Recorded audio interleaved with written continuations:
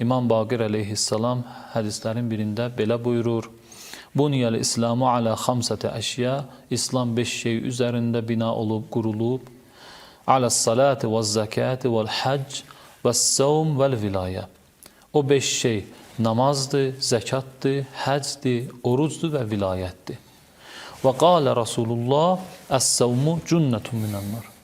Və Peyğəmbər sallallahu buyurub ki, oruc cəhənnəm odundan bir sipərdir. Biz bu hədisdən bunu başa düşürük ki, oruc o ibadətlərdəndir ki, ümumiyyətlə dinin əsasıdır, dinin köküdür.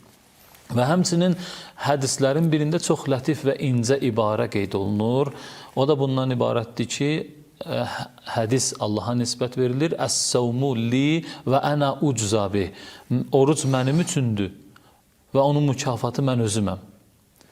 Bəzən sual verirlər ki, bu hədisdən məqsəd nədir? Niyə Allah Taala fəqət orucsun bu ibarəni işlədir ki, oruc mənə məxsusdur və onun mükafatı mən özüməm? İbn Əsirin bu barədə maraqlı cümlələri var.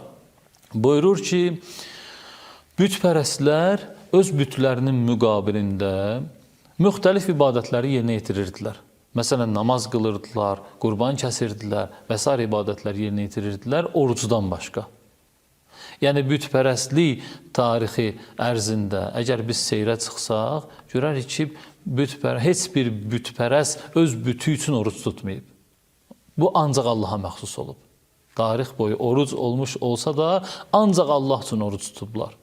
Bir, bu cəhətdən Allaha məxsusluğu var. Bir də bu cəhətdən ki, bir kəs ki, oruc tutur, zahirən bilinmir orucdur yoxsa yox. Yəni, gizli ibadətlər sırasında. Bəli, gizli ibadətdir. Allahla bəndəsi arasında bir sirdir. Məsələn, namaz qılan məlumdur.